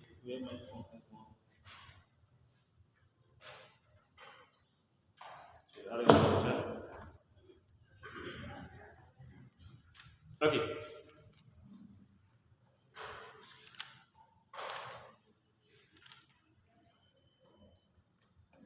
so first of all the ascomycetes, I'm sorry phycomycetes। Phycomycetes में आपको क्या है राइजोपस लेकर के चलना है, और राइजोपस के जैसा ही म्यूकर है, दोनों में डिफरेंस क्या था मैं आपको बता ही चुका हूं कि वहां पर एक स्पोरेंजियोफोर बनेगा, यस, जबकि राइजोपस के केस में क्या है बहुत सारे बनेंगे वहां पर। ठीक है ना, नीचे की तरफ माइसिलियम होगी, हाइफा होगा। ठीक है, और नॉर्मली कहां ग्रुप करेगा, ब्लू ब्रेड मोल्ड बोलते हैं इसको, मोल्ड माने फफूंदी एक तरह का। ओके, अच्छा बाकी यहाँ पर क्या रहेगा कि perfect stage is called zygospore, resting spore बन जाएगा, और वो रेस्टिंग स्पोर यानी जाइगोट जो है it is called as the zygospore. मैं आपको एक छोटी चीज बता रहा हूँ जो आगे वाले सभी ग्रुप्स में काम आएगी, कि आपने पढ़ा कि नॉर्मली जो कुछ ग्रुप्स होते हैं, हाँ, हम उनको 4 में डिवाइड कर देते हैं। जैसे कभी आपसे लाइफ साइकिल पूछता है, ठीक है, मैं डोमिनेंट फेज कौन सी रहेगी, आपने बताया कि एक ग्रुप लिया जिसको मैंने नाम दिया थैलोफाइटा, थैलोफाइटा के अंदर एल्गी फंगाई वगैरह सब आ गए, क्लियर। दूसरा बताया मेजर ग्रुप जो है इट इज द ब्रायोफाइटा, जिसके अंदर आपकी मॉस वगैरह आ गए, ठीक है। अगला जो था it was the pteridophyta, clear. And last में जो है हम ले लेते हैं मोस्ट एडवांस जो है दैट इज द फ्यूनेरोडेंस, ऐसे ही ना, 4 में मान लो हम लोग। अब यहां इनको आपने बताया कि भाई कोई बात नहीं, इसको ले लीजिएगा 1 2 3 4, ठीक है, okay. Here it is the haploid phase, यानी कि गैमेटोफिटिक फेज है, गैमेटोफिटिक फेज हैप्लॉइड फेज होगी, और ये जो है क्या है 2x यानी कि स्पोरोफिटिक फेज है। तो मेरा मतलब ये हुआ केवल कहने का कि यहां थैलोफाइट्स के केस में क्या है, मेजर प्लांट बॉडी जो भी है that will be the gametophytic in nature, while the sporophytic will be for short time। केवल जाइगोट बनता है, जाइगोट क्या होगा आपका डिप्लॉयड नेचर का होगा, बाकी सारे स्ट्रक्चर्स वापस कैसे हो जाएंगे, हैप्लॉयड नेचर की हो जाएगी in most of the cases. तो normally in case of the thallophytes whether they are the algae और the fungi, the plant body will be gametophytic in nature, yes. यहां आप लोग को देख रहे हैं कि ब्रायोफाइट्स के केस में क्या है, आप देख रहे हैं गैमेटोफिटिक मेजर है, थोड़े से टाइम के लिए क्या है स्पोरोफिटिक, स्पोरोफिटिक कंपैरेटिवली बड़ी हो गई है थोड़ी सी, लेकिन फिर भी गैमेटोफाइट से छोटी है। टेरिडोफाइट के केस में क्या है उल्टा हो गया है, इसको मैं सही कर बना लीजिएगा आप लोग।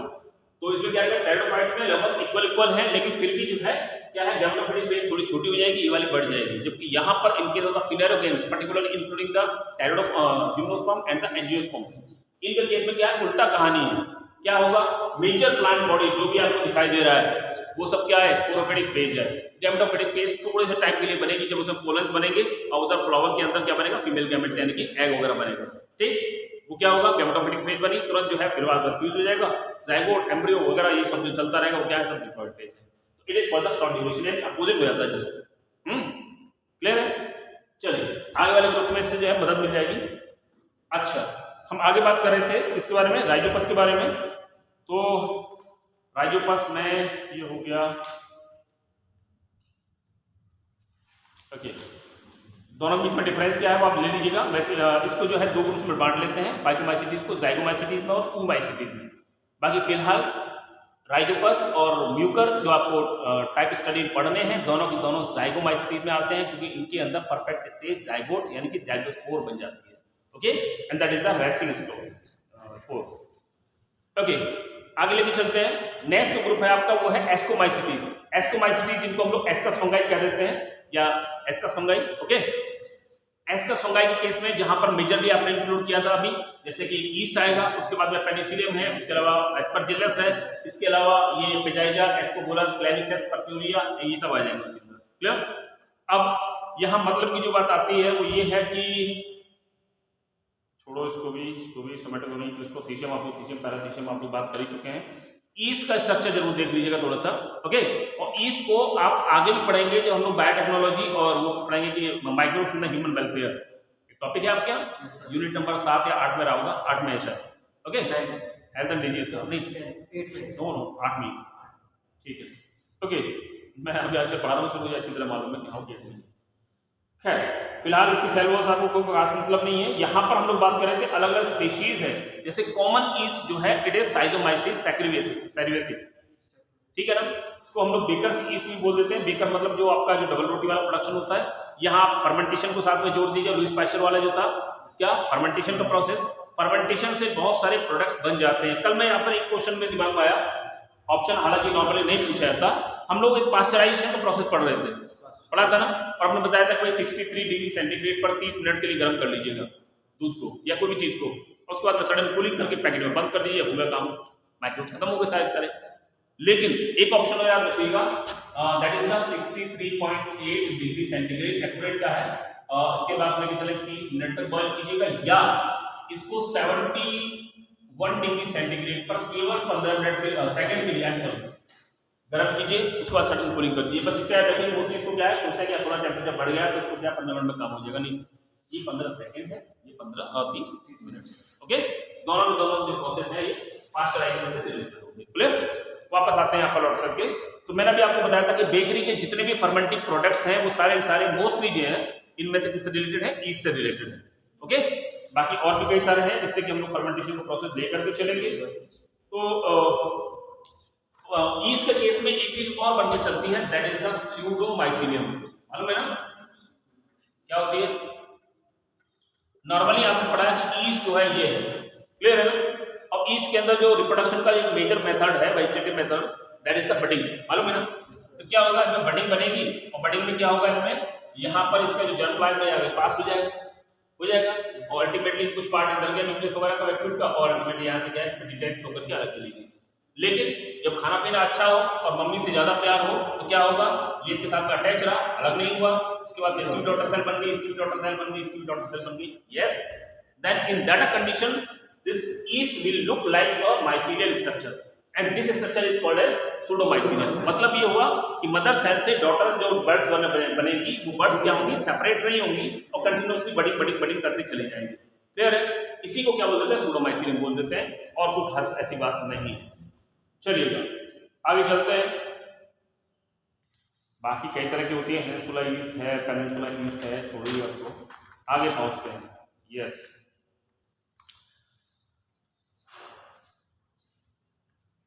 देखिए एक होता है आपका एस्परजिलस, एक होता है पेनिसिलियम। बात क्लियर है ना। Normally in case of the Aspergillus, aspergillosis एक डिजीज हो जाती है, फंगल टीबी बोल देते हैं इसको, एस्परजिलोसिस। कभी कोई फंगल स्पोर जो होते हैं, कभी भी क्या आपने देखा कि लकड़ी सड़ रही है, ये सब पड़ा है घर में, कचरा वगैरह, डस्ट वगैरह आप साफ करने में लग गए आराम से बिना मास्क लगाए, क्या होगा, स्पोर्स आपके सांस के साथ चले जाएंगे और लंग्स में जाकर के प्यूरिन मेम्ब्रेन को अफेक्ट कर देंगे। आप सोचेंगे बैक्टीरिया तो नहीं है, टेंशन की बात का, टीबी तो बैक्टीरिया करेगा। टीबी के बहुत सारे कॉजेज हैं, ओके, जिनमें से एक फंगल टीबी भी होती है जो किससे होगी, एस्परजिलस से होगी। क्लियर है? चलिए, तो मैंने बताया था कि एस्परजिलस के केस में जो कॉनिडिया है वो बेसिपिटल मैनर में बनेंगे, जबकि पेनिसिलियम के केस में सेम वे एक्रोपिटल मैनर में बनेंगे। ओके, चलिए आगे चलते हैं। पेनिसिलियम की बाकी कहानी आप जानते हैं, अलेक्जेंडर फ्लेमिंग की जो भी कहानी बनी हुई है। ओके, चलिए नेक्स्ट लेके चलते हैं। इसके अंदर एक और आता है मॉर्चेला। यस, फटाफट नोट कर लें, मॉर्चेला या इसको मोरल्स बोलते हैं, MOREL', मोरल्स। ओके, ये भी क्या है, एडिबल फंगस है। Morchella or morels are edible fungus, okay, but belongs to ascomycetes. बाकी के जितने भी एडिबल फंगस हैं mostly they belongs to the basidiomycetes. Clear? चलिए आगे चलते हैं फटाफट। पेनिसिलियम की बहुत सारी स्पीशीज हैं जिनसे हम लोग अलग अलग तरह के प्रोडक्ट बनाएंगे, चाहे वो चीज हो, चाहे वो वे हो, चाहे कुछ और रहा हो। खैर आगे लेके चलें। Aspergillus nigger, NIGER, niger. Aspergillus niger is a common weed use in laboratory for experiments, इसीलिए इसको लेबोरेटरी वीड भी कह देते हैं। ओके नेक्स्ट लेके चलते हैं न्यूरोस्पोरा। ये भी सी है। न्यूरोस्पोरा आपने पढ़ा होगा, इसके ऊपर बहुत सारे जेनेटिक्स में एक्सपेरिमेंट्स हुए हैं। देखिए फटाफट। Neurospora widely use in genetics experiments, hence called as Drosophila of the plant kingdom. जैसे ड्रोसोफिला है ना, उसके ऊपर बहुत सारे एक्सपेरिमेंट किए हैं, ऐसे न्यूरोस्पोरा के ऊपर किए हुए हैं। तो ultimately Neurospora is called as Drosophila of the plant kingdom. Okay यहां पर एक और लेके चलते हैं, that is the Claviceps. Claviceps species है परप्यूरिया, परप्यूरिया। ओके इससे जो है LSD लाइसर्जेनिक एसिड बोलते हैं इसको, LSD वो मिलता है केमिकल। ओके इसको हम लोग कॉमन लैंग्वेज में अर्गट भी बोलते हैं। अर्गट, वैसे बायोलॉजी को भी अर्गट बोलते हैं। क्लियर? अर्गट बोलते हैं। और इससे क्या होगा, it having the हेलुसिनोजेनिक property. हेलुसिनोजेनिक property मतलब क्या होता है? मतलब ये हुआ, आपने कहा कि नहीं साहब आज तैयारी नहीं, नीट एग्जाम को 2 साल पीछे कर दो, जबरदस्ती एजुटेशन करना शुरू कर दिया। इंडिया में बहुत ज्यादा एजुटेशन जबरदस्ती के होते हैं, प्रदर्शन हुआ ना। अब आप पुलिस करिए, बोले यार बच्चे हैं इनको मार सकते नहीं है, डंडे मार नहीं सकते, पूरी तो कोई मतलब ही नहीं हुआ। अब आपको भगाएंगे, कैसे भगाएंगे? भीड़ जो होती है, यूथ की भीड़ जो होगी बहुत ज्यादा अग्रेसिव होती है, मतलब बिना सोचे गुस्सा ज्यादा रहता है उनको, होता है ना। इतना ज्यादा विवेक होता नहीं कि अच्छा बुरा अच्छी तरह समझ पाए, जैसा किसी ने बहका दिया वैसे बहक गए। मतलब ये है कि प्रदर्शन हुआ। अब आपने कुछ तो केमिस्ट्री वाला आते हैं, बोले पूछते हैं सब गुरुजी बताओ क्या करें, वो कहते हैं टीयर गैस छोड़ दो, रोना शुरू कर देंगे सारे, होगा ना, अपने घर भाग जाएंगे। ठीक ऐसे करके यहाँ हम लोग जो बात करें, ये जो होता है हेलुसिनोजेनिक का मतलब विभ्रांति कारक। आप गए थे वहां पर, मतलब ये कर दो वो कर दो, थोड़ी देर में गैस चली, थोड़ी सी खुशबू आई, अच्छा मैं यहाँ क्यों आया था, आप भूल गए, आपका मोटिव क्या था वो भूल गए, आप लोग कंफ्यूजिंग बात करने लगे। इससे रिलेटेड पहले टाइम कम है, अदरवाइज बहुत सारी स्टोरीज हैं। गाँव में भूत आते थे कि आप खीर खाकर चले गए, गांव के बाहर एक पेड़ है बबूल का, उसके नीचे से निकले, अक्सर उस पर जो है आसपास गंदगी पड़ी रहती है, और पता लगा घर आते ही आप इधर उधर की बात करने लगे, वो कहते इसको तो कोई आत्मा वगैरह चढ़ गई ऊपर से, होता है ना। ये सब जो है सब इसी का इफेक्ट हुआ करता था। ठीक है ना।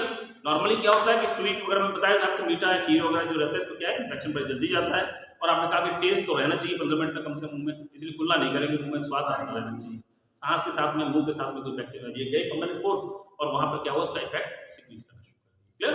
तो ये इसको बोलते हैं हेलुसिनोजेनिक प्रॉपर्टी बोलते हैं, एलर्जी से निकलना इसको अर्गट भी बोलते हैं। और क्लियर है ना, नाम है क्लेविसेप्स परप्यूरिया। ओके चलिए, इसके अलावा इसमें पेजाइजा है जिसको कप फंगाई भी बोलते हैं। ओके इसमें आप लोग वैसे कुछ डिजीज पढ़े होंगे, फंगल डिजीज, जिसमें आप लोग फंगल डिजीज में पढ़ते हो, अभी आगे ना ह्यूमन हेल्थ एंड डिजीज एक चैप्टर है, वहां अलग से पढ़ेंगे इसको। तो फंगल डिजीज के केस में आप पढ़ते होंगे जनरली, एक तो वो होता है जो रिंगवर्म, और एक होता है आपका ट्राइकोफाइटोन, है ना, एक कैंडिडा एल्बिकेंस, एथलीट फिट वगैरह बन जाता है। एथलीट फिट मालूम है ना, जैसे अभी आप स्पोर्ट्समैन है, नहीं है, चलो स्पोर्ट्समैन नहीं है, यूथ तो है कम से कम, तो क्या होगा, आपको पसीना ज्यादा आता है, गर्मी नॉर्मली बॉडी में ज्यादा रहती है, और आपने क्या आलसी हैं, बोले यार सॉक्स रोजाना कौन धोए, वो गंदे सॉक्स लगातार पहनते रहो, यस, या फिर आप जो है शूज पहनते हैं, या फिर आप लोग करें सोल्जर से होते हैं, किसी ट्रॉपिकल एरिया में गए, क्या है कि पैरों को जब सॉक्स लगातार नहीं बदलेंगे हम लोग, वहाँ नॉर्मली जैसे हम लोग भी ट्रेनिंग में खाते हैं तो कंपल्सन रूल रहता है कि दिन में 4 बार तो सॉक्स आपको बदलनी पड़ेंगी, ट्रांसपिरेशन ज्यादा रहता है, पसीना ज्यादा आता है, इस वजह से वर्कआउट ज्यादा है इसलिए। ओके मेरा कहने का मतलब ये हुआ कि जो उंगलियों की जो बीच की जगह होती है, यहाँ पर स्किन धीरे धीरे गलना शुरू हो जाएगी, व्हाइट कलर की हो जाएगी। क्लियर है ना। ओके और उसके बाद में क्योंकि मॉइस्ट मिला, गर्मी भी मिली, मॉइस्चर भी मिला, नमी भी मिली, ह्यूमिडिटी भी मिली, तो क्या हुआ, वहाँ पर फंगल स्पोर डेवलप होने शुरू हो गए, and that is called as athlete foot. बाद में ज्यादा अगर ध्यान नहीं देंगे तो आगे तक जो है इन्फेक्शन बढ़ता चला जाएगा। ठीक है ना। यस यहाँ पर बताया था ट्राइकोफाइटोन, ट्राइको बाल, फाइटोन मतलब ये फंगस की वजह से नॉर्मली हेयर फॉल वगैरह होना शुरू हो जाएगा। क्लियर है ना। तो ट्राइकोफाइटोन लिख लें फटाफट, इसी ग्रुप का मेंबर है Trichophyton. and Mycosporium aggravate ring of infection and Mycosporium, ठीक है ना।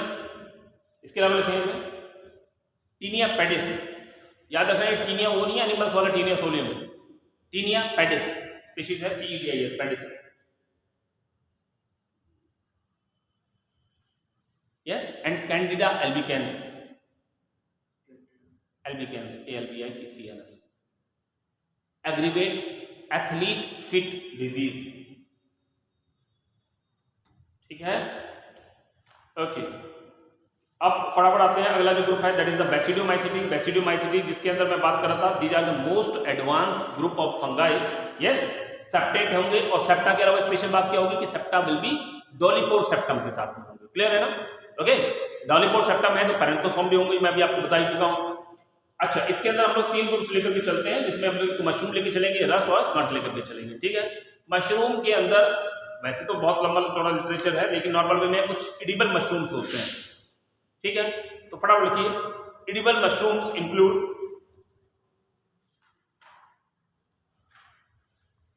अगेरिकस,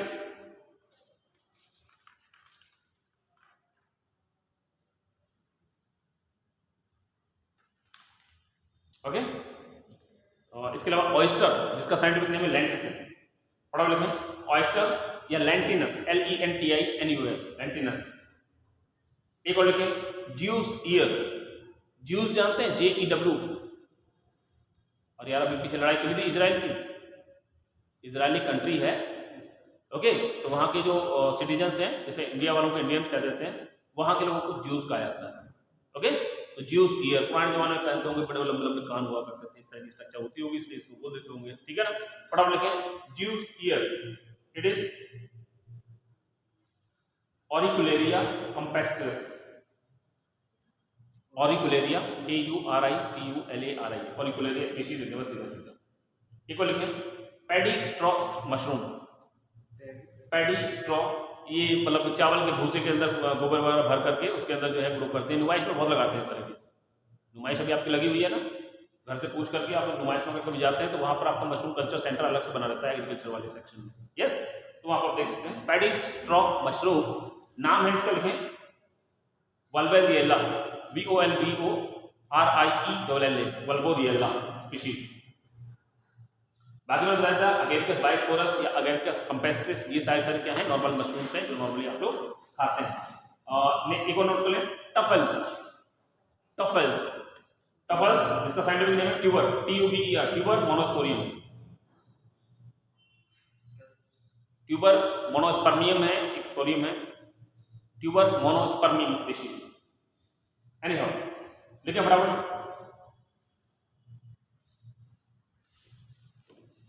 यस, मशरूम्स हैविंग 22 ऐसे सिंपल लिखे राउंड फिगर में 25% प्रोटीन, फटाफट लिखे मशरूम हैविंग 25% प्रोटीन, ब्रैकेट में लिखना richest plant protein value, plant नहीं फंगस प्रोटीन वैल्यू, फंगस में सबसे ज्यादा प्रोटीन का वैल्यू इसी में रहेगी, यस। वेरी लिटिल, नेक्स्ट लिखें वेरी लिटिल 0.5% लिपिड्स यानी फैट्स, चिकनाई बहुत कम होगी, एंड 0.5% कार्बोहाइड्रेट, बहुत कम अमाउंट में क्या होगा कार्बोहाइड्रेट होगा, यस। लेकिन also having vitamin B, C, D, E, also having vitamin B, C, D, E, yes, and minerals like calcium, sodium, potassium, phosphorus, and lysine amino acid, lysine amino acid, which is essential for the child growth, which is essential for child growth.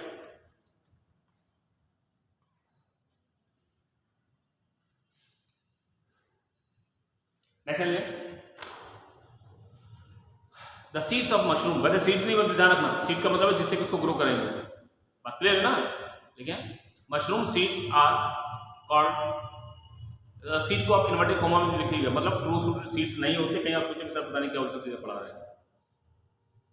The seeds of mushrooms are called SPAWN, spawn, mushroom harvested at button stage, unopen जो mushrooms रहेंगे, normally आप जानते हैं mushroom का umbrella बन जाता है बाद में जाकर के, यस। तो नॉर्मल वे में अम्ब्रेला बनने से पहले क्या है, इस तरह क्लोज होगा, बाद में जो है ये इस तरह से खुल जाएगा, ठीक। तो इसके खुलने से पहले ही बटन स्टेज होती है।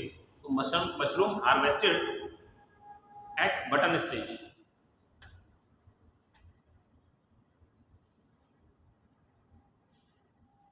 यस। और लिखिए mushroom research centers, mushroom research centers at Ludhiana, Hisar Haryana में, हिसार एंड लखनऊ।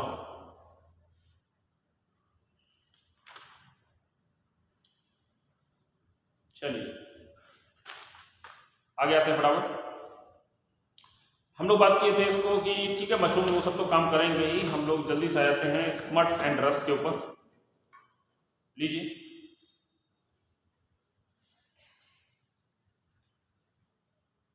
रस्ट,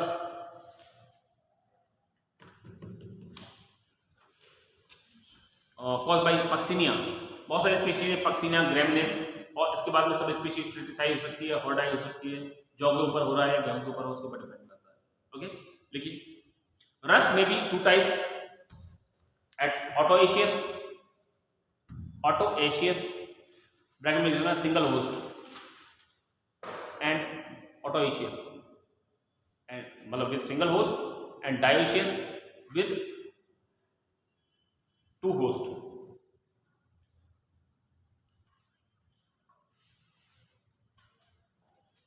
ठीक है, चलिए आगे पहुंचते हैं। यस, फटाफट लिखिए बैसिडियोमाइसीटीज मतलब basidiomycetes are called bracket fungi. Bracket fungi इसलिए कहते हैं डोलीपोर वाली बात। Okay, bracket fungi.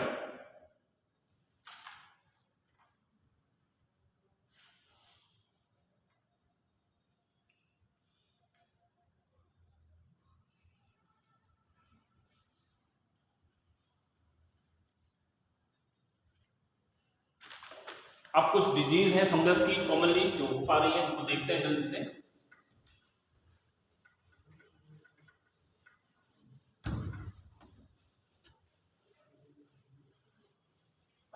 चलिए कुछ कॉमन डिजीज लेते हैं। It is that is what, yes, white rust of crucifer. Rust of crucifer, Cruciferae family यानी सरसों वगैरह के ऊपर जो होता है उसके बारे में बात कर रहे हैं। तो याद रखना, मैं जानबूझ के इसको इसलिए बता रहा हूं क्योंकि इसमें लिखा जरूर है rust, but it does not belongs to the basidiomycetes. Yes, okay. तो ये जो होगा आपका white rust of crucifer it by Albugo. Yes, इसका एक नाम और है Cystopus. Cystopus, yes, it cause white patches on leaves and stem. एक और इसके अलावा बात करेंगे हाइपरट्रॉफिड फ्लावर। हाइपरट्रॉफिड फ्लावर, सरसों को सबसे ज्यादा नुकसान पहुंचाने वाला फंगस यही है, जिसको हम लोग बोलते हैं white rust of crucifer. Basically अगर आप आज में सरसों बनाने का शौक रखते हैं तो पत्तियां जब लेकर के आएंगे तो आप देखेंगे उसके ऊपर जो है जैसे आप लोग करते हैं ना व्हाइट वॉश, सफेद पुताई जैसे स्पॉट्स पड़े रहते हैं बड़े बड़े से। ठीक है ना, वो कुछ नहीं है, नॉर्मली इसी फंगस की वजह से हो गए। ठीक है, नेक्स्ट लीजिएगा, जल्दी जल्दी लेते हैं हम लोग। It is called red rot of sugar cane. कैसे हो बताओ? Good, it is Colletotrichum, species है फैल्केटम। ठीक है, कोलेटोट्राइकम फैल्केटम। नॉर्मली ये होता है कि जैसे आपने देखा गन्ने में जो समस्या आएगी, एक तो पारिला कीट बनता है, इंसेक्ट है। नॉर्मली क्या स्टेम बोरर है, स्टेम के अंदर छेद कर देगा, अंडे दे देगा। अगर आप वो गन्ने को फाड़ते हैं बीच में से और आपको निकलता है कि लाल अंदर से कीड़ा निकला हुआ है, तो मतलब कोई स्टेम बोरर नहीं किया है। डेफिनेटली उसमें कहीं ना कहीं कोई छेद जरूर होगा, पहली बात। दूसरा, आपने देखा बोला अच्छा है गन्ना ले आए दादाजी, आपने निकाला, खाना शुरू किया और देखा अंदर से वो रेड निकला था। रेड रॉट, लाल सड़न रोग ऑफ शुगर केन। तो वो जो होगा उसमें क्या अल्कोहलिक स्मेल भी आएगी, हल्की सी फर्मेंटेशन होना शुरू हो जाएगा, and that would be due to the Colletotrichum. बाकी लीव्स वगैरह के ऊपर पहचान है, लेकिन पत्ती आपको देखने को नहीं मिलेगी, गन्ना मिल जाता है। तो ये गन्ने को पहुंचाने वाला नुकसान है जो नॉर्मली किससे होगा, फंगस से होगा। और ये बेसिकली ड्यूटेरोमाइसीट्स का मेंबर है। ओके, आगे लेकर चलते हैं। आलू के साथ मिले पोटैटो है, इसमें 3 डिजीज समझ लीजिएगा। एक तो होती है जिसको कहते हैं wart disease, yes wart disease, विलगन रोग, मतलब लग जाएगा, रख रखा आलू बोलते हैं ना, आलू लग गया है, ठीक, इसको हम लोग बोलते हैं इट इज द सिनकाइट्रियम, पूरा नाम है सिनकाइट्रियम एंडोबायोटिकम, छोड़िएगा। दूसरा आता है, इसमें आएगा early blight of potato, yes इसको बोलते हैं आपको मालूम है 2 तरह की फसल होती है, अगेती फसल और पिछैती फसल, बस इसको मानते हैं अगेती अंगपानी बोलते हैं, early blight of potato and this is due to the Alternaria solani, yes. चलिए एक और होता है इसमें, इट इज फाइट ऑफ क्या नाम है इसका, लेट ब्लाइट, क्या नाम है, late blight of potato and that is due to the Phytophthora infestans, species है इन्फेस्टेंस जो भी है, मेरे पास वाले ये बहुत जरूरी है because what it is related with the Ireland famine. Ireland एक कंट्री है, यस फेमाइन जानते हैं ना, अकाल, भाई अगर किसी कंट्री की इकोनॉमी किसी एक क्रॉप के ऊपर डिपेंड हो, यस और वही क्रॉप खराब हो जाए तो क्या होगा, आपकी तो वाट लग जाएगी, सही है ना। तो आयरलैंड में अकाल पड़ा था कभी, तो वो मेजरली किसी वजह से था, इस फाइटोप्थोरा इन्फेस्टेंस की वजह से था। इस डिजीज को बोलते हैं late blight of potato. Potato की नॉर्मली 3 डिजीज है जो आपसे बहुत ज्यादा पूछे जाते हैं, यस ओके। अच्छा इसके अलावा लेके चले, यस एक आती है tikka disease of groundnut, tikka of groundnut, yes it is by the Cercospora, yes. एक और आता है बंगाल फेमाइन, बहुत इंपॉर्टेंट पूछा जाता है, अपने इंडिया की बात है, आपने हिस्ट्री पढ़ी होगी थोड़ी सी, तो पीछे बंगाल फेमाइन, बंगाल है, बंगाल का जो प्राइम क्रॉप है, अरे यार फेमाइन, यस बंगाल की जो मुख्य क्रॉप है वो कौन सी है, चावल है, यस। और वो बात है मच्छी खाएंगे, लेकिन ऐसे नहीं खाली मच्छी से काम चल जाएगा, मेजर स्टेपल। और एक को याद रखना, अगर कोई पूछता है आपसे द स्टेपल क्रॉप, आप जानते हैं नॉर्मली लोग अनाज खाते हैं, लेकिन स्टेपल क्रॉप जिसको मैक्सिमम पॉपुलेशन यूज करती हो that is not rice, sorry क्या नाम है, व्हीट। व्हीट केवल नॉर्थ इंडिया में ज्यादा कंज्यूम करते हैं, बाकी अगर हम लोग वाइडली बात करें ग्लोबली पूरे इंडिया के हिसाब से, तो वहां पर चावल का कंजप्शन बहुत ज्यादा है, क्लियर है ना। India as well as the north east जो भी है आपका है, बाकी आपके जितने भी कंट्रीज हैं नॉर्थ ईस्ट में, फिलीपींस, मनीला, ये सब चीजें पूरे ये पूरी बेल्ट जो है चावल पे डिपेंड करती है, ठीक है। अब क्या हुआ कि एक बंगाल में अकाल पड़ा, ये ब्रिटिश पीरियड की बात है जब बंगाल का विभाजन आपने पढ़ा होगा ना, ओके, लॉर्ड कर्जन था जो भी था, मुझे नहीं मालूम क्या नाम था उसका, anyhow Bengal famine that was due to the Helminthosporium, याद रखना हेलमिंथोस्पोरियम, स्पीशीज है ओराइजी, ORY, यस याद रखें ओराइजा सटाइवा से, लेकिन डिपेंड करता है वो इस ओराइजा को ना दे आपको तो क्या दिक्कत आएगी, इसीलिए आप इसको हेलमिंथोस्पोरियम को याद रखिएगा, क्लियर है, ओके। अच्छा इसके अलावा एक और आता है that is the damping off seedling, damping off seedlings, मतलब छोटे छोटे से पौधे हैं, अंकुरित हुए और अंकुरित होने के बाद में उनमें से क्या है, बहुत छोटे छोटे टिनी प्लांट्स हैं, और उसके बाद में क्या हुआ, डैम्पिंग हो गया, गिर गए नीचे की तरफ, क्यों, इसी की वजह से, and that is due to the क्या था, अभी ध्यान रखना बताएंगे आपको, एनीहाउ आगे लेके चले, damping off Pythium debaryanum, it was Pythium debaryanum, anyhow ये नॉर्मली है, जनरली पूछी जाती है। और इसके अलावा डिजीज की तो खान है, सबसे ज्यादा डिजीज होती है फंगस से ही होती है, प्लांट से केस में, ओके। एनिमल्स में तो बस पर्टिकुलरली वही याद रखिएगा कि एनिमल्स में नॉर्मली समझ दोबारा से जो आपके आपको फैकल्टेटिव पैरासाइट, जो फैकल्टेटिव पैरासाइट्स होंगे वही डिजीज करेंगे, क्योंकि बेसिकली वो क्या है, सैप्रोफिटिक नेचर के हैं। अभी आपसे बात की रिंगवर्म आपको हो गया, आपकी डेड स्किन पे होता है, ध्यान रखना, आपका मेल वेल ज्यादा इकट्ठा हो जाएगा, वहां पर डेड टिश्यूज इकट्ठे हो जाएंगे, तो उसके ऊपर नॉर्मली ग्रो करेगा, यस। वो अलग बात है कि उसके बाद में वो लिविंग होस्ट जो सेल्स हैं उनको भी डिसॉल्व करना शुरू कर देगा, क्योंकि तो ऐसे मतलब अपना केमिकल निकाल रहा है, उसको एंजाइम की वजह से, केमिकल्स की वजह से पहले डेड स्किन को गलाएगा, उसके बाद में नीचे जो फ्रेश स्किन इसको भी गलाता जाएगा, और ये रिंग की शेप में ग्रो करता है, इसी वजह से इसको क्या बोलते हैं, रिंग वर्म बोलते हैं। बात क्लियर है ना? नॉर्मली यहाँ पे जहाँ भी आपका पसीना इकट्ठा होगा वहाँ ज़्यादा रहेगा, चाहे यहाँ हो, चाहे बेल्ट के आसपास की जगह रही हो, ओके, या फिर जहाँ भी रहा हो जहाँ पर आपको ज़्यादा से ज़्यादा स्वेटिंग होगी, ओके। चलिए यहाँ लेके चलते हैं। तो मैं बताया आपको ये हो गया। बाकी आपका एथलीट फिट, कैंडिडेट एलबीकेएस वगैरह वो होता है। बाकी इसमें बार्बर्स इच, धोबी इच, मतलब नॉर्मली इचिंग, इचिंग समझ ना, नॉर्मली इचिंग तो होती है। इचिंग वाला कंडीशंस जो है वो जैसे आप लोग सैलून वगैरह पे जाते हैं वहाँ पर, या फिर पार्लर्स वगैरह हो, वहाँ पर टॉवल्स हैं दूसरे से यूज़ करते हैं, उस हिसाब से जो है प्रॉब्लम आ जाएगी। तो इसमें ट्राइकोफाइटोन वगैरह की वजह से हो जाता है। इसके अलावा हम लोग कहते हैं धोबी इच। नॉर्मल वे में क्या है, जो कपड़े धुलते हैं इकट्ठे ग्रॉस में, मतलब लगा कि एक हेल्दी आदमी के जो कपड़े हैं वो दूसरे आदमी के साथ मिक्स धुले एक साथ, तो इन्फेक्शन वहाँ से उठकर आपके पास लौटा है, ठीक है ना। तो इस तरह से बहुत सारे डिजीज हैं फंगस से रिलेटेड। हमने कोशिश की मेजर टॉपिक जो भी है इससे रिलेटेड वो अभी इसमें कंक्लूड करने की, okay. I hope you enjoy the lecture please. कल जो है नेक्स्ट प्लांट किंगडम के जो ग्रुप्स हैं हम लोग उनको लेकर के चलेंगे, ठीक है ना।